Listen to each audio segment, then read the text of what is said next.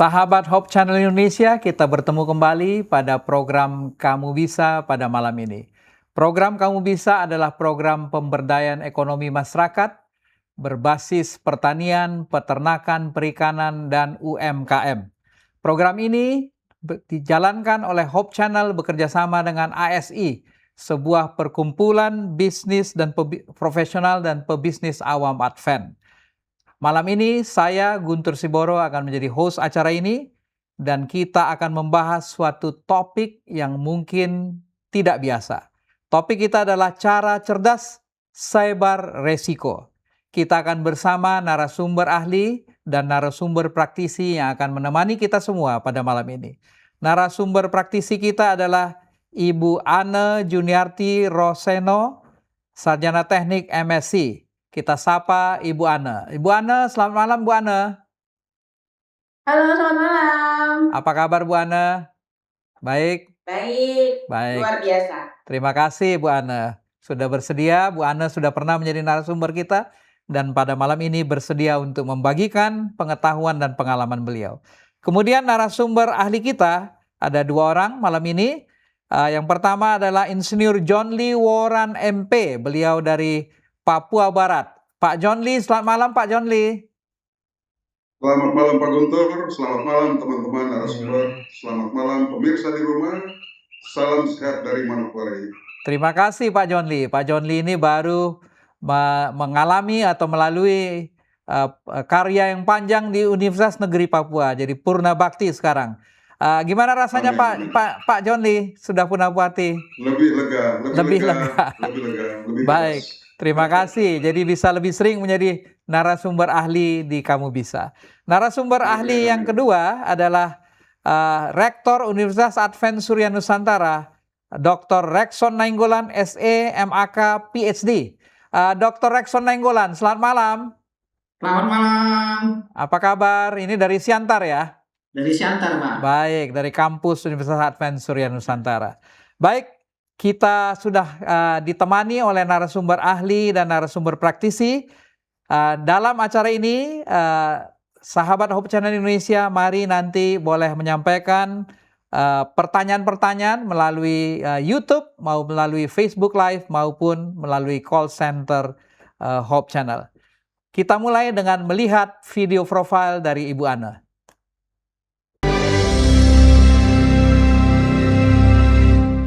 Halo, perkenalkan nama saya Ane Roseno. Saat ini saya menjadi dosen di Universitas Dumoga Kota Mobagu. Kebetulan saya mengajar ekonomi. Selain itu saya juga menggeluti bidang usaha catering, tetapi saya fokuskan kepada healthy catering, yaitu catering yang tanpa menggunakan garam, gula, ataupun minyak yang berlebihan. Kemudian saya juga menerjuni bidang agen asuransi. Kenapa saya menekuni bidang-bidang ini? Karena menurut saya kesehatan itu yang paling penting dalam kehidupan kita sehari-hari. Ketika kita tidak sehat, maka kita tidak bisa melakukan kegiatan yang memang menjadi pekerjaan kita sehari-hari. Besar harapan saya di kemudian hari bahwa masyarakat Indonesia akan lebih aware terhadap kesehatannya, menjaga kesehatannya, dan mengambil produk-produk yang sesuai dengan kebutuhan. Terima kasih.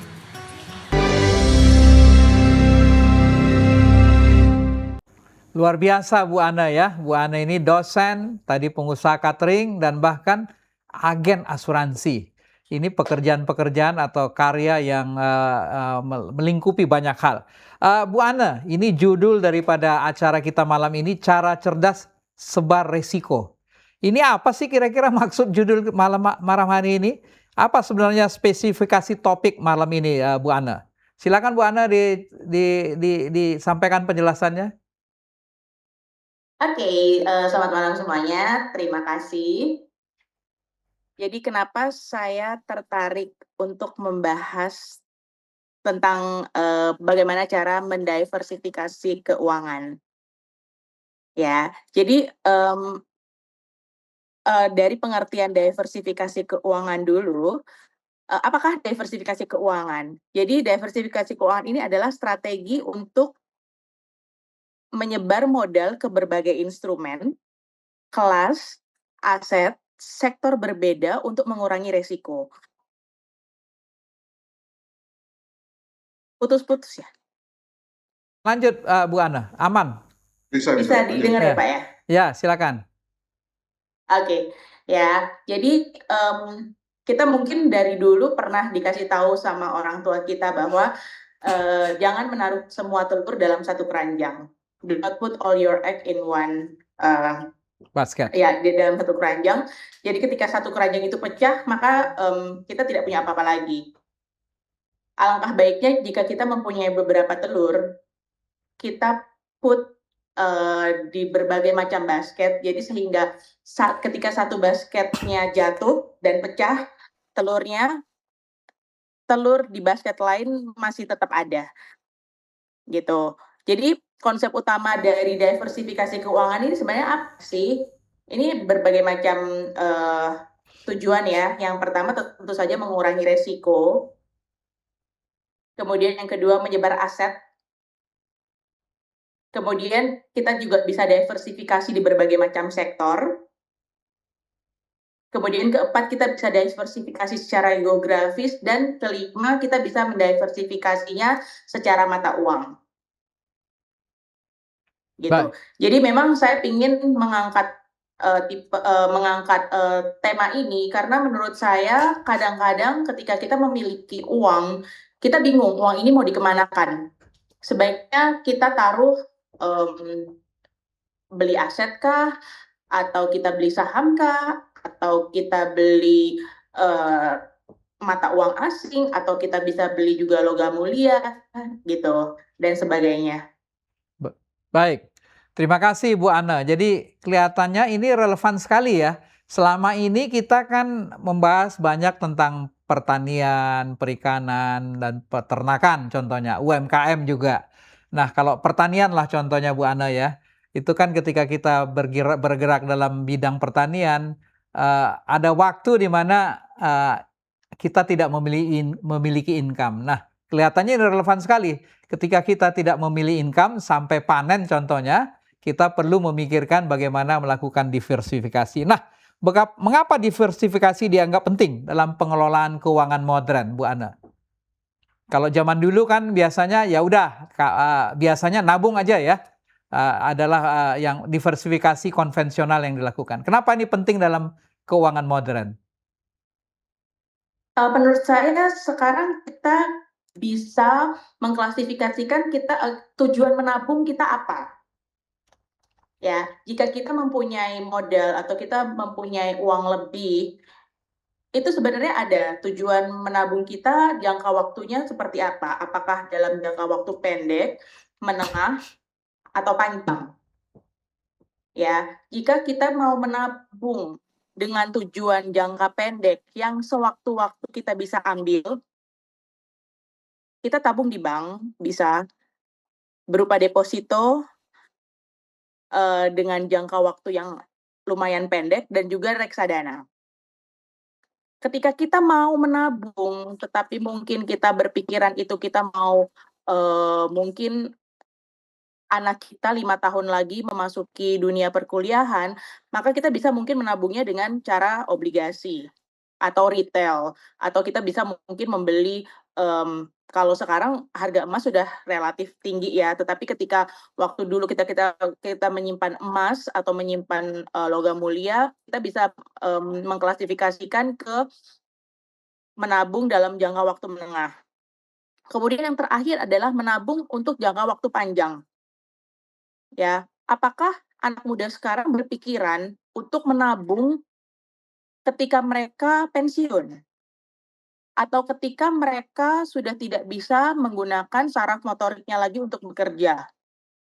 Ya, menurut saya jawaban dari ketika kita mau menabung dalam jangka waktu panjang, itu kita bisa mengambil produk asuransi.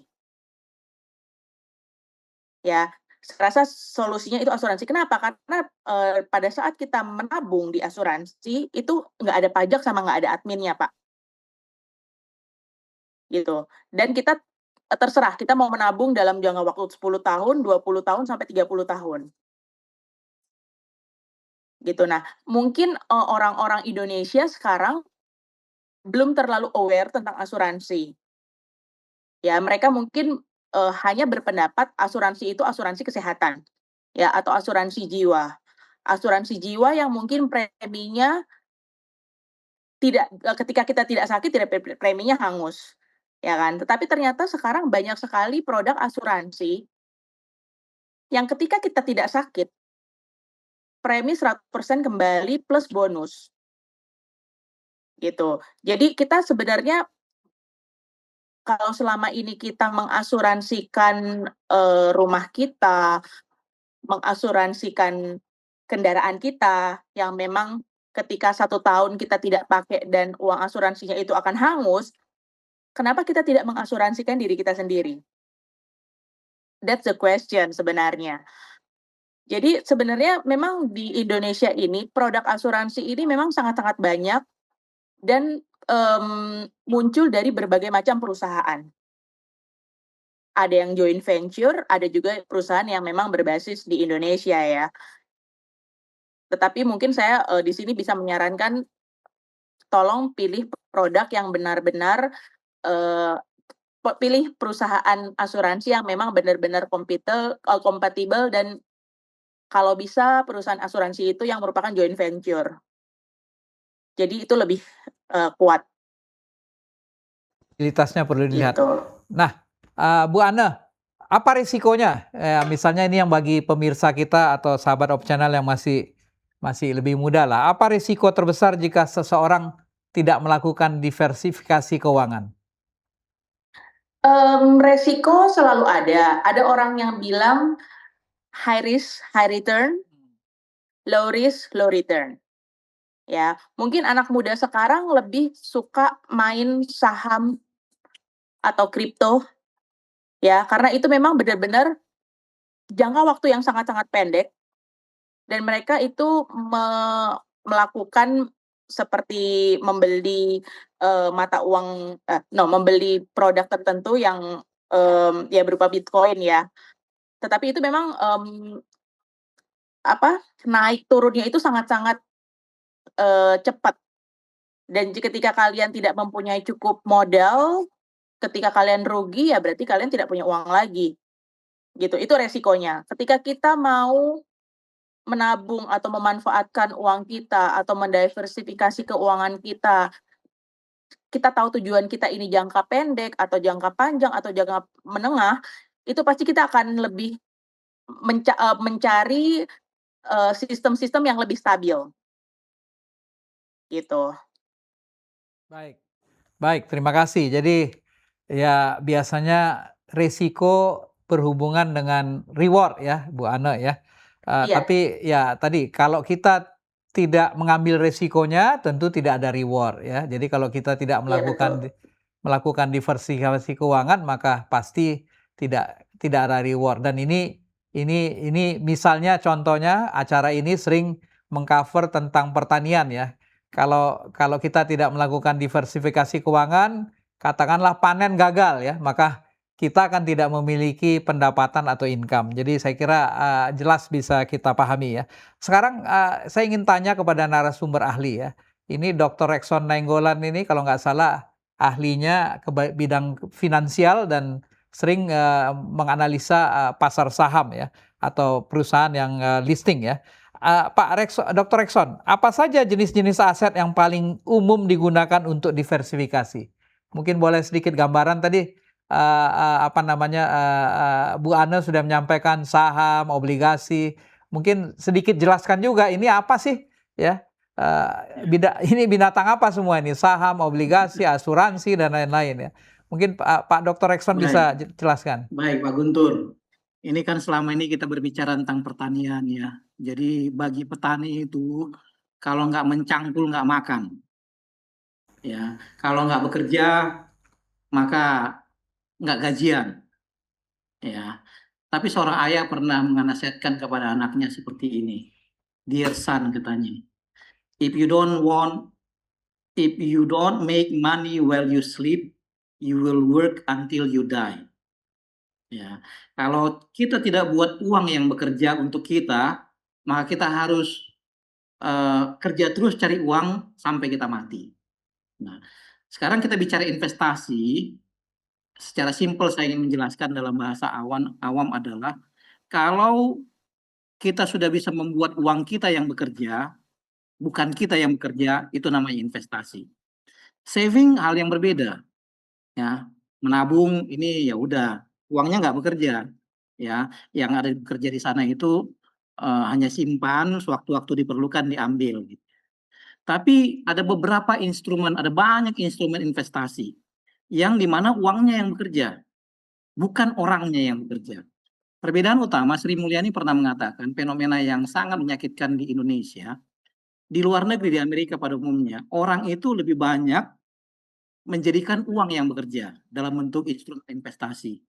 Di kita, di Indonesia, sehingga tidak heran mereka bisa jalan-jalan, ke luar negeri, nikmatin liburan, karena dia punya instrumen investasi yang sudah diinvestasikan di awal, yang bisa bekerja, menghasilkan uang, walaupun dia sedang jalan-jalan atau sedang tidur. Tapi di kita, khususnya para petani dan anak petani, kita menganggap kita nggak bisa kemana-mana. Kenapa? Ya bagi kita harus bekerja hari ini supaya dapat makan untuk hari ini dan besok, gitu ya. Itu kenapa? Karena kita tidak punya instrumen investasi, ya. Jadi kalau seandainya kita ingin secure di masa tua kita, kita harus memiliki instrumen investasi.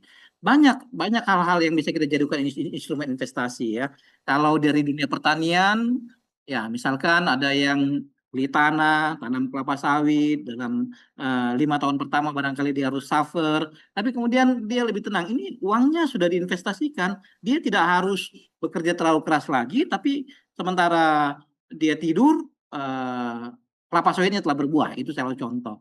Dalam sistem keuangan yang lebih maju, barangkali bisa kita sebutkan, misalkan instrumen investasi saham, ini kepemilikan ya. Ini high risk, high return juga. Jangan berarti kalau kita anggap itu sudah sudah saham berarti pasti seperti kelapa sawit, enggak juga ya. Jadi ya salah satunya ada reksadana seperti yang dikatakan tadi oleh ibu kita, Ibu Ane ya. Ada banyak yang lain. Asuransi juga ini sedikit ada pergeseran ya. Awalnya asuransi itu adalah mitigasi resiko supaya tadi misalkan kalau basket kita kita sakit misalkan atau kita meninggal, ini sudah kejadian yang pasti, ada yang mengambil alih resiko, ya resiko yang harusnya milik kita dialihkan, tapi tentunya sementara kita sehat kita bagi keuntungan itu ya. Jadi kalau dikatakan Pak Guntur memang ini menarik, topik yang menarik adalah kita harus bawa pemikiran dari narasumber kita bahwa uang itu nggak mesti harus mencangkul terus sampai mati. Ini Pak John Lee ini sudah pensiun beliau dapat gaji pensiun. Jadi oke. Tapi kalau seandainya misalkan beliau misalkan punya kebun di perkebunan yang sudah menghasilkan, itu salah satu bentuk investasi gitu ya. Tapi kalau beliau hanya tanamnya misalkan jagung aja setiap 3 bulan harus dicangkul kembali, mungkin itu tidak tergolong investasi, lebih bekerja arahnya. Demikian Pak Guntur. Nenggolan. Pak John Lee mungkin ya. Ini tadi sudah sempat disinggung nih Pak John Lee sudah menjalani purna bakti. Dalam perjalanan Pak John Lee mungkin ada nasihat-nasihat terkait dengan diversifikasi keuangan atau apa yang Pak John Lee lakukan dalam melakukan diversifikasi keuangan sehingga katakanlah di masa tua ini atau di masa purna bakti ini masih bisa menikmati kehidupan dengan layak. Silakan Pak John Lee. Baik, terima kasih Pak Guntur. Jadi sebetulnya dari topik yang kita sedang bahas ini, kalau berkaitan dengan bisnis di bidang pertanian, jadi petani itu tidak bisa kalau dia hanya memiliki lahan yang sempit. Dia harus memiliki lahan di atas 2 hektar agar dia bisa menanam tanaman yang jangka pendek, yang cepat menghasilkan, tetapi juga harus menanam tanaman-tanaman jangka panjang yang bisa menjamin untuk kelangsungan keuangannya itu bisa tersedia ketika terjadi panen. Nah, oleh karena itu perlu mengalokasikan sumber daya dalam beberapa bisnis. Nah, sumber daya ini termasuk di dalamnya adalah modal. Nah, kalau di bidang pertanian, ya tidak hanya cukup untuk satu komoditas, tapi beberapa komoditas. Sehingga ketika salah satu komoditas gagal panen katakanlah, dia masih bisa tercover dengan komoditas yang lain yang bisa dia hasilkan. Itu yang pertama. Yang kedua, kalau sumber daya modal kita sudah terserap sebagian di bidang pertanian, maka kita perlu mengalokasikan modal yang lain untuk bisnis-bisnis non-pertanian. Termasuk di dalamnya adalah bisnis jasa yang Ibu Ane sedang geluti sekarang. Tapi saya ingin untuk menyarankan, sebetulnya kita tidak harus meninggalkan bisnis-bisnis jasa yang lain seperti properti. Bukan beli rumah, itu hanya aset. Tapi properti ini artinya rumah yang mencari uang.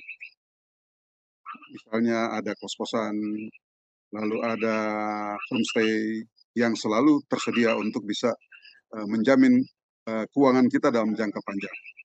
Jadi bukan aset membeli rumah ya. Kalau kita membeli rumah saja ya hanya untuk tinggal, itu aset saja. Tapi harus bisnis properti. Jadi bangunan yang bisa menghasilkan uang. Jadi seperti Pak Rekson sampaikan tadi, kita tidur-tidur saja ya, tiap bulan uang masuk.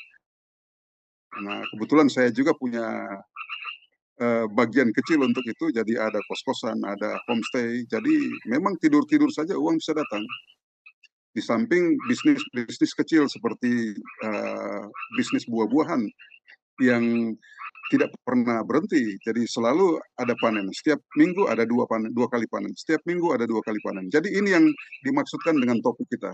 Jadi membagi sumber daya modal ke beberapa bisnis, sehingga ketika salah satu bisnis itu dia gagal, usaha yang lain masih bisa di-cover, bisa meng-cover, sehingga uang itu tidak akan pernah hilang, ya, tidak akan pernah hilang, selalu akan datang.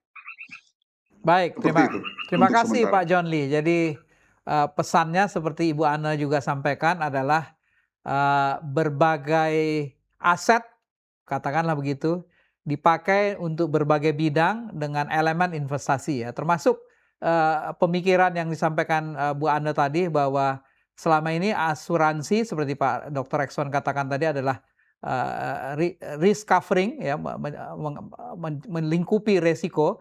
Asuransi sekarang juga sudah memiliki elemen investasi. Baik, kita akan melanjutkan sesi kita.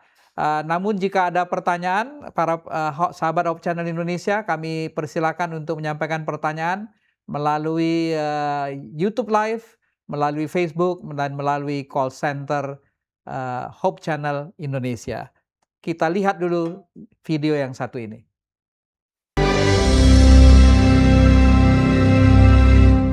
Oke, pada minggu ini kita akan berbicara tentang diversifikasi keuangan.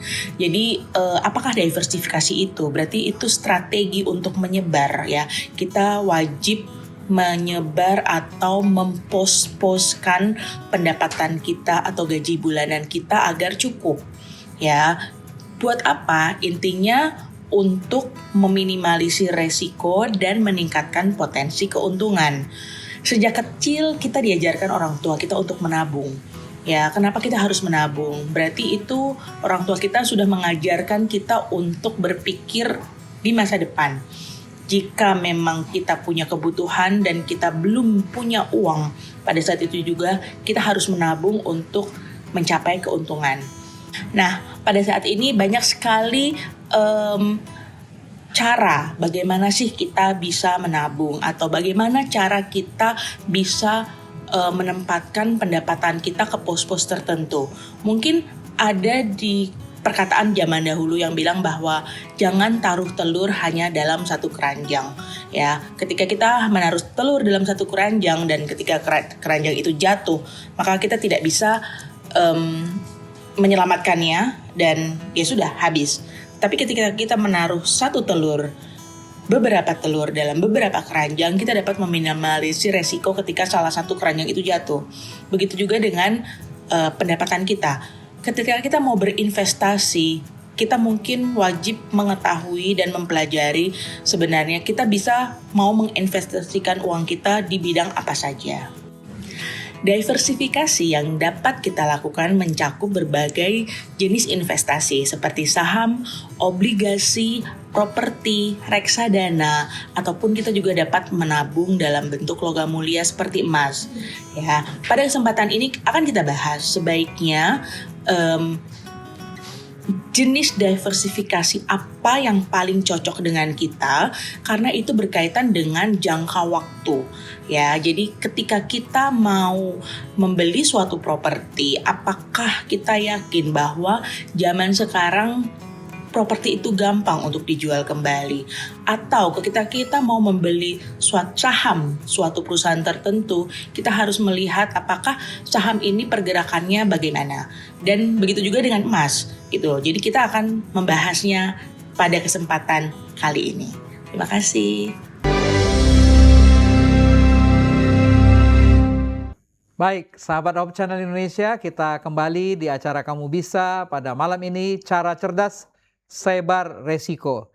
Dan terima kasih Bu Ane sudah memberikan penjelasan lebih luas tentang acara ini. Bu Ane, apa sih kesalahan paling umum saat orang coba melakukan diversifikasi keuangan? Oke.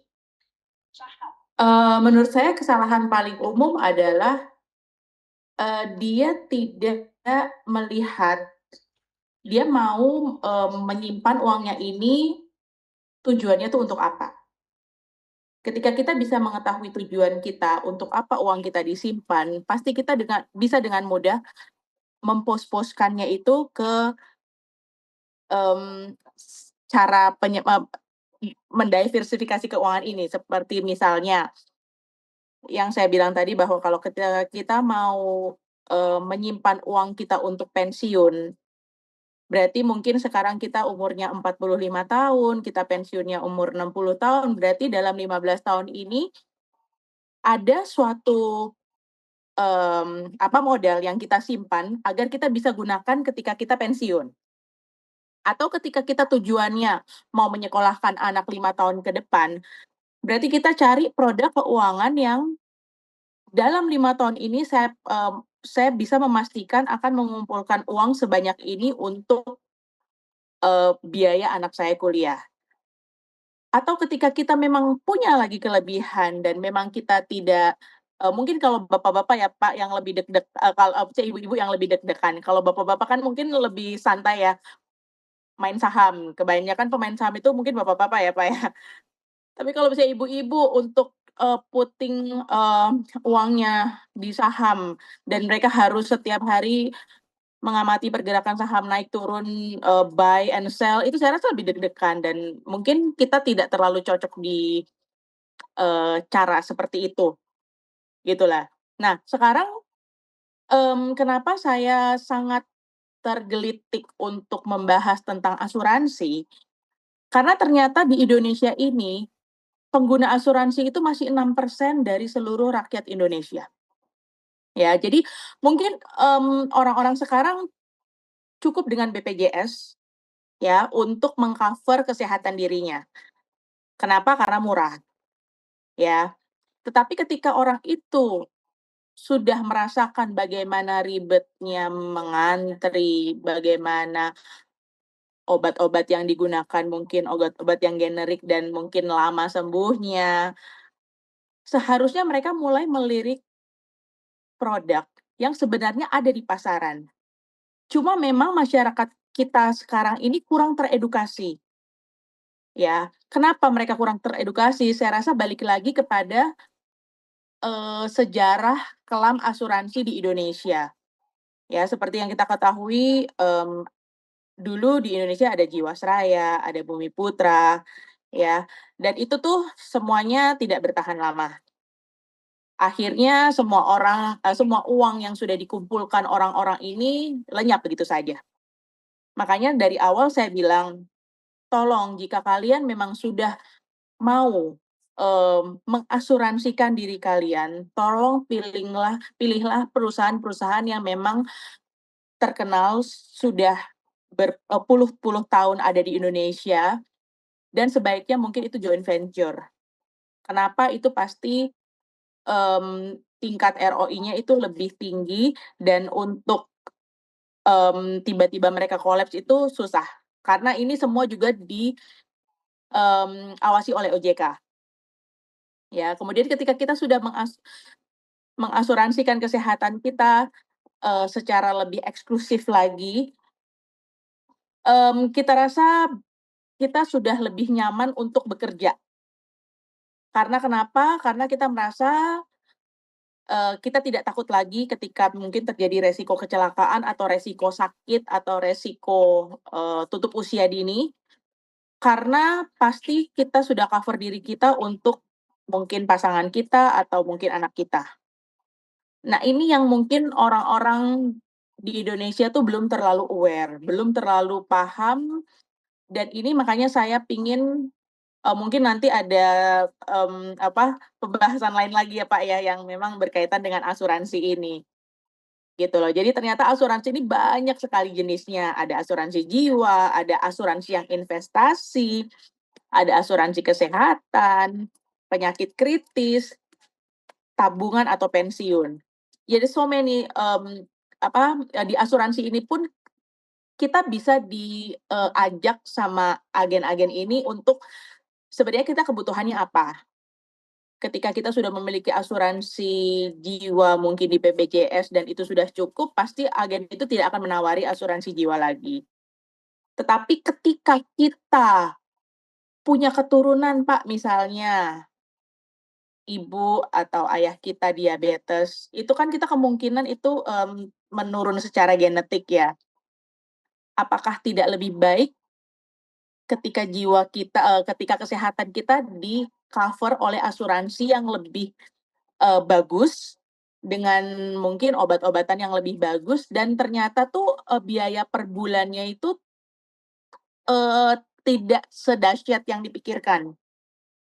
Ada loh Pak asuransi yang setahun tuh hanya 3 juta, berarti kan 1 bulan kan hanya 250.000. Berarti kan 1 hari nggak sampai 10.000 ya Pak ya, untuk kita nabung di asuransi ini istilahnya. Terus kemudian saya pengen ingatkan juga bahwa ketika kita mempunyai pundi-pundi uang dan kita bingung akan dikemanakan, tolonglah ambil maksimal 10% dari pendapatan kita untuk post di asuransi. Kenapa? Karena menurut saya 10% ini paling efektif dan tidak akan mengganggu keuangan 90% kita. Jadi karena pada dasarnya uang asuransi ini nggak bisa diambil-ambil. Ketika kalian mau menabung di asuransi, tetapi ketika kalian mau mengambilnya dalam jangka waktu pendek, itu pasti rugi. Ketika kalian bertujuan untuk menyimpan uang dalam jangka waktu pendek, jangan nabung di asuransi. Nabunglah di tabungan atau deposito. Ketika kalian mau itu jangka menengah, kalian bisa membeli saham atau reksadana atau obligasi. Tapi ketika kalian memikirkan ini untuk jangka panjang, untuk pensiun kalian, saya rasa asuransi ini produk yang paling tepat. Karena pertama, dia nggak ada pajaknya, Pak. Yang kedua, dia juga nggak ada adminnya. Ya, jadi dia bebas biaya pajak, dia bebas biaya administrasi. Ketika kita nanti ada dikasih skema hitung, ketika kita misal mau membandingkan itu dengan bunga deposito di bank, mungkin lebih kecil, tetapi diri kita tercover. Jadi kalau ada apa-apa yang terjadi pada diri kita, uang pertanggungan dan uang yang akan jalan terus itu akan jalan terus seperti kita hidup. Makanya itulah keuntungan asuransi yang memang saya lagi bangga-banggakan dan memang saya lagi perkenalkan lah istilahnya. Gitu. Ketika kita mendepositokan sesuatu uang, kemudian kita tutup usia, ya sudah habis, ya udah depositonya langsung cair seluruhnya dan kita tidak bisa melakukan tahapan-tahapan yang kita bisa lakukan ketika beda ketika kita taruh itu di asuransi. Gitu. Terima kasih penjelasannya Bu Ane. Jadi pesannya memang mari kita membangun portfolio keuangan sesuai dengan kebutuhannya ya. Mungkin ini sekaligus betul. menjembatani pertanyaan ke Dr. Rekson Nainggolan. Apa perbedaan diversifikasi jangka panjang dan jangka pendek? Mungkin Dr. Ekson bisa menjelaskan.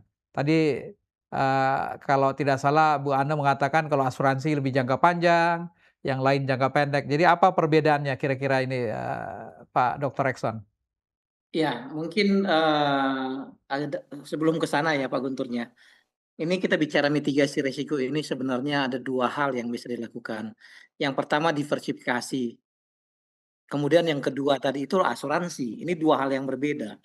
Ya, diversifikasi misalkan tadi ada satu uang saya ini sebagian saya buat di instrumen A, sebagian instrumen B.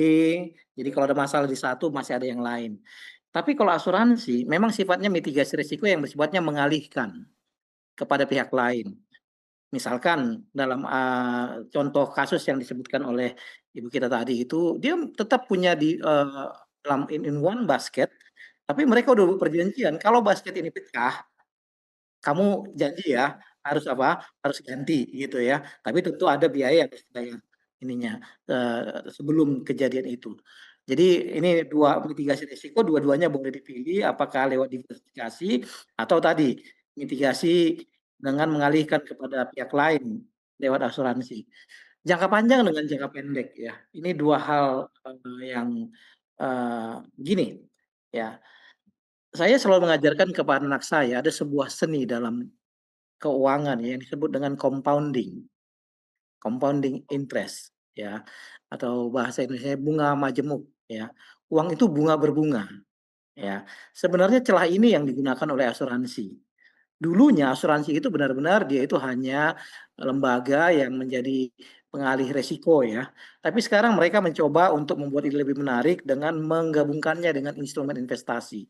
Ya, sehingga kalau dia hanya asuransi, uang itu akan rasanya hilang, kok saya nggak dapat apa-apa gitu ya. Lalu kemudian digabunglah dengan instrumen investasi yang sifatnya lebih jangka panjang tadi ya.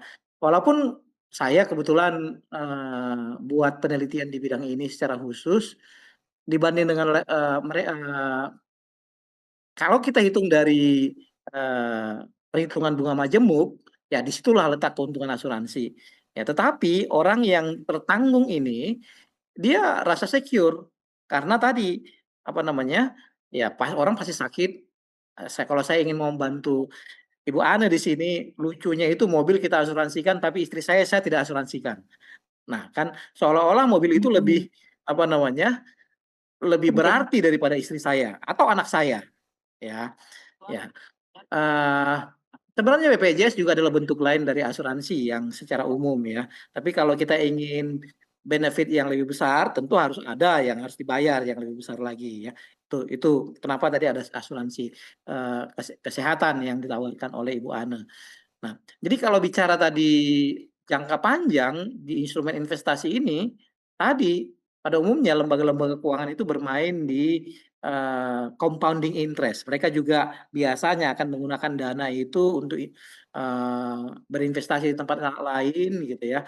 Lalu kemudian sementara itu tadi tanggal jatuh tempo, misalkan waktu pensiunnya belum belum tiba ya, sementara mereka akan putar uang itu, menghasilkan lebih banyak uang lagi di perusahaan mereka ya. Tapi tentu yang selalu kita sampaikan tadi, ini sebuah fenomena yang tidak menyenangkan sebenarnya harus kita sadari.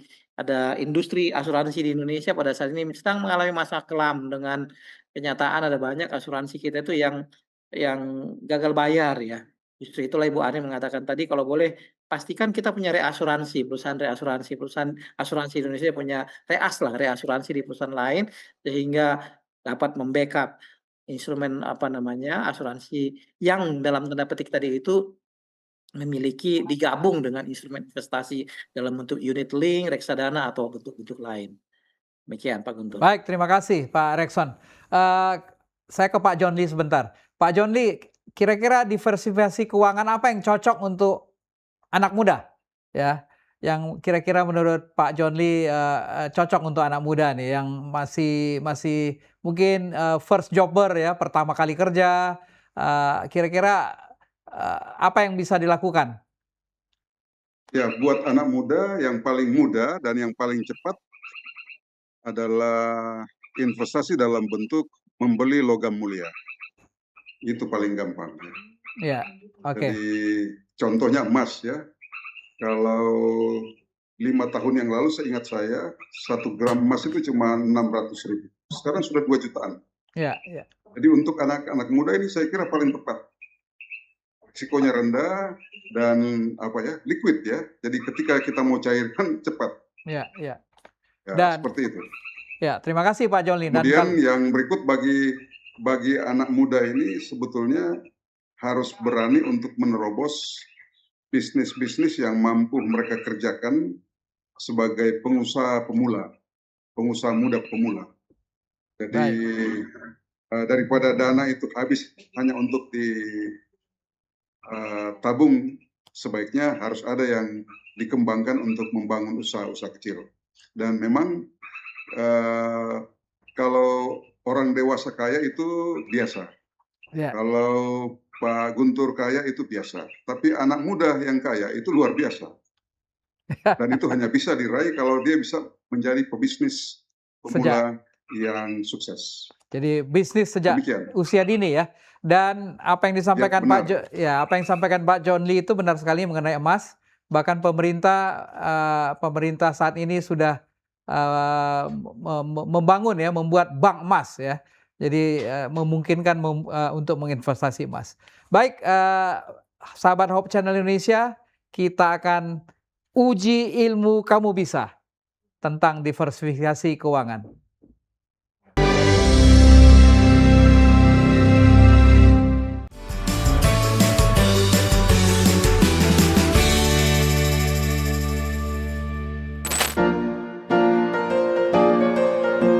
Menyebarkan aset ke berbagai instrumen.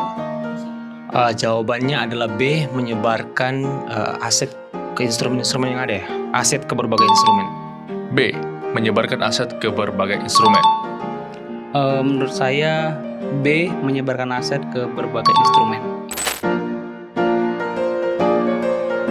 Mengurangi risiko untuk kerugian yang besar. Mengurangi EC, mengurangi risiko kerugian besar. Karena dia dibagi-bagi. C. Mengurangi risiko kerugian besar. Tujuan utamanya kalau menurut saya itu C, bisa mengurangi risiko kerugian besar. Salah. Benar. Memiliki dana darurat. Benar. Benar. Membeli rumah, deposito, reksadana. Investasi dana darurat sama tabungan. Saham, obligasi, emas. Asuransi, harta yang dimiliki contohnya seperti mobil, rumah, dan yang ketiga investasi pendidikan. Iya, emas. Logam mulia, emas. Emas. Barangnya itu emas. Saksikan Kamu Bisa. Karya mulia Bisnis luar biasa. Hanya di Hope Channel Indonesia.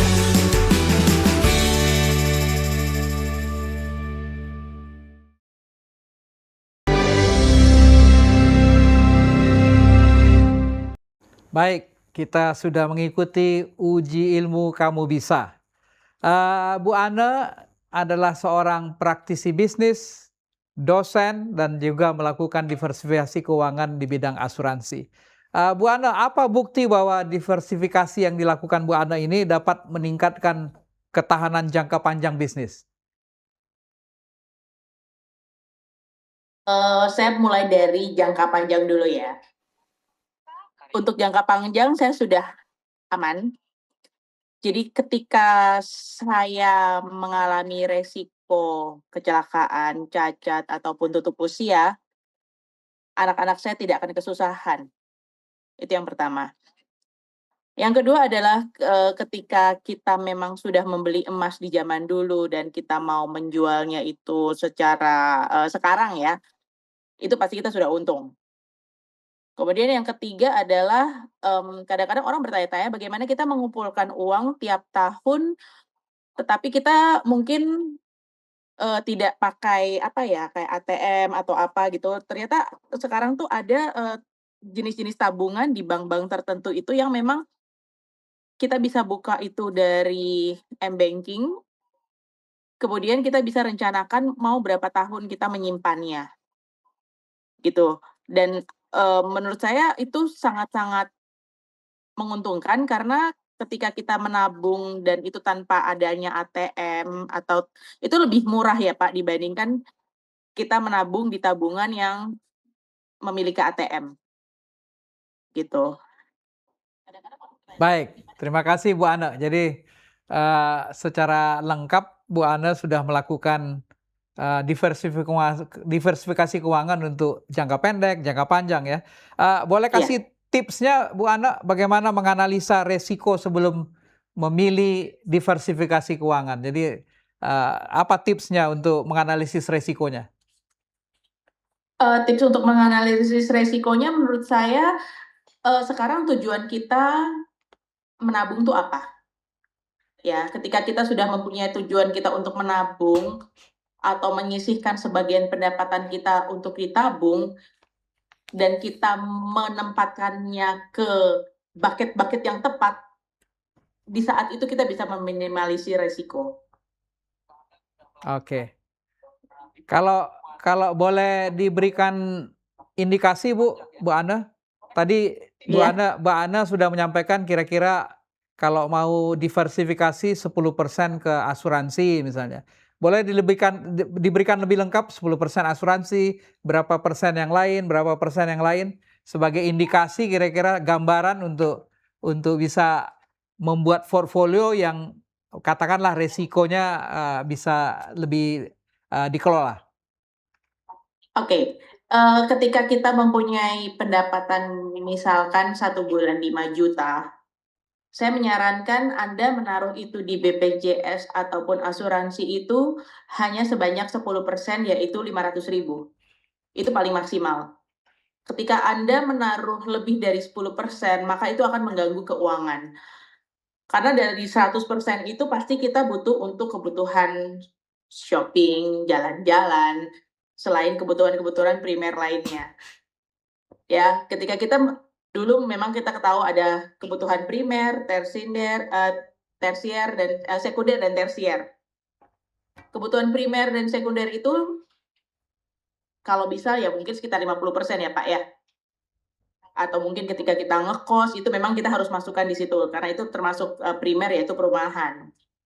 Sisanya kita memang ada kelebihan apalagi mungkin sebagai seorang perempuan ya yang memang suka shopping harus ada posnya. Ketika Anda suka jalan-jalan harus ada posnya juga. Kemudian sisanya itu yaitu baru asuransi atau ketika kita mau menyicil emas bisa juga melalui pegadaian online mungkin. Atau ketika kita mau coba-coba main saham, kita bisa mungkin menempatkan uang kita di perusahaan-perusahaan TBK yang mungkin relatif lebih stabil pergerakannya sehingga tidak terlalu ketika kita rugi kita cepat cut loss gitu. Baik, terima kasih. Jadi memang ya kira-kira 50-60% memang untuk kebutuhan primer dan sekunder ya. Jadi mungkin 40-45% untuk tanda kutip diversifikasi keuangan yang bisa dilakukan. Mungkin saya ingin tanya ke Dr. Exxon Nainggolan ya. Secara akademis lah mungkin ya. Kira-kira bagaimana menganalisa resiko terhadap apa-apa yang kita mau lakukan, khususnya untuk diversifikasi keuangan? Ya, resiko ini kalau kita bicara resiko itu ya, ini sangat tergantung dengan risk profile masing-masing. Ya, jadi saya beda dengan Ibu Ane misalkan ya. Bagi beliau sebagai seorang ibu yang penting dapur ngebul, stabil itu mungkin oke ya. Tapi mungkin bagi saya lebih boleh aja. Yang penting ini lebih kemungkinan rugi juga oke. Dia akan investasi lebih besar, jor-joran, tapi resikonya lebih tinggi, misalkan main saham dan lain-lain. Jadi bagaimana menganalisanya ini sangat tergantung pada masing-masing, kita nggak bisa samakan ya. Bagi saya mungkin main saham ya rugi sampai 30% mungkin masih oke. Tapi itu tadi, jangan sampai mengganggu dapur ini. Itu yang terutama sebenarnya ya. Jadi kalau kita mau bicara investasi, kita harus set aside benar-benar. Ya, jangan nanti jadi berantem dengan istri, mana belanja dapur nggak ada gitu. Jadi kita harus belajar untuk set aside. Jadi yang ini untuk bagian investasi, persentase tergantung lah. Bagi orang yang punya gaji misalkan 200 juta, ya nggak perlu 50% dimakan kan. Ngapain, mau makan apa sampai misalkan ya. Mungkin ya di set aside. Jadi nggak bisa kita gunakan persentase, tapi sejumlah uang itu harus digunakan untuk kebutuhan basic. Ya, jangan sampai kebutuhan basic ini terganggu. Tadi sementara kita berinvestasi dengan faktor risiko yang tidak kita bisa mitigasi, kita tetap harus di sana. Jadi yang terpenting sih di sana Pak Guntur ya. Jadi resiko ini menurut saya ya serisiko-risiko apapun basicnya itu harus di set aside. Jangan sampai mengganggu di sana. Kalau makanan sudah aman, ibu-ibu akan aman, kita rugi di sana juga paling dia senyum-senyum. Apa kata gua? Paling dia bilang begitu. Tapi kalau udah sampai mengganggu dapur, nah itu bahaya itu. Pertengkaran bisa terjadi. Demikian. Memang kalau diskusi mengenai pendapatan, uang ya, keuangan memang sangat menarik ya. Tidak terasa sudah hampir 1 jam kita berdiskusi. Saya minta statement singkat dari masing-masing narasumber kita malam ini. Silakan Pak John Lee, statement singkat terkait dengan acara topik kita malam ini. Diversifikasi sumber daya, terutama modal itu penting. Untuk expense, jadi pengeluaran kebutuhan rumah tangga, tapi juga untuk saving. Baik. Dan yang terakhir, kalau memiliki bisnis, jadi sisihkan dana untuk bisnis. Baik. Ya. Maka ada tiga envelope yang kita bisa siapkan. Ya. Envelope untuk pengeluaran rumah tangga, envelope untuk tabungan, dan envelope untuk bisnis. Baik. Demikian. Baik, lengkap. Pak Dr. Ekson, statement singkat. Ya, statement singkat saja adalah khususnya bagi teman-teman di pertanian, jangan berpikir harus mencangkul kita baru dapat uang. Ya, kalau itu kita kerjakan sampai tua kita nanti mencangkul terus. Ya, sisihkan sebagian dana untuk investasi. Kita harus belajar di investasi. Ya, apa dalam bentuk emas, tanah dan lain-lain yang bisa nilainya bertumbuh seiring waktu gitu ya, seiring waktu. Sehingga nanti kalau seperti Pak John Lee ini kita pensiun, nggak susah, nggak harus kembali mencangkul lagi karena beliau udah punya kos-kosan, bangun kos-kosan yang bisa menghasilkan uang sementara tidur ya. Jadi investasi itu idenya di sana. Ya, set aside bagian dari pendapatan kita untuk apa namanya? Agar bisa bertumbuh dan mendatangkan penghasilan yang lebih baik sementara tanpa kita harus bekerja keras. Demikian Pak Guntur. Pak Ekson memberikan pesan yang sangat relevan untuk petani, peternak, dan pengusaha di bidang perikanan bahkan UMKM. Bu Ana, sebelum menyampaikan statement singkat untuk pemirsa sahabat Hope Channel Indonesia, mungkin juga boleh dijelaskan mengenai peluang usaha sebagai agen asuransi. Silakan Bu Ana. Oke. Nah, kadang-kadang balik lagi ya, tolong jika kita mampu mengasuransikan aset kita seperti rumah dan mobil, tolong terlebih dahulu asuransikanlah kita, apalagi pasangan kita mungkin yang sebagai pencari nafkah keluarga, ya. Jadi ketika pencari nafkah ini tidak bisa bekerja, habis semuanya. Mau investasi apapun pasti akan habis karena memang si pencari nafkah ini tidak ada. Kemudian untuk menjadi agen asuransi itu tidak susah, karena kita semua terdaftar di agen asuransi Indonesia itu. Jadi kita memang terdaftar, kita diawasin oleh OJK, nama-nama kita terdaftar, dan komisi yang kita dapatkan itu benar-benar bisa berlipat-lipat. Ya, mungkin ini memang sistemnya sistem MLM. Tetapi kalau saya berpikir untuk komisi pasti nggak akan jalan. Tetapi saya selalu berpikir untuk menolong orang, Pak. Baik. Saya ingin nolong orang, pasti bisnis kita jalan. Baik. Jadi jangan apatis sama agen asuransi. Kita dengar dulu dia jualan apa. Ya. Dan kalau memang ini menguntungkan, ambil. Baik, dan bisa menjadi peluang bagi sahabat Hope Channel Indonesia, khususnya yang tinggal di rumah, bisa menjadi agen asuransi. Baik, waktu juga yang memisahkan kita. Saya Guntur Siboro bersama kru yang bertugas pada malam ini melayani Anda. Pamit undur diri. Saksikan terus Kamu Bisa. Karya mulia, bisnis luar biasa. Sampai bertemu di acara Kamu Bisa minggu depan.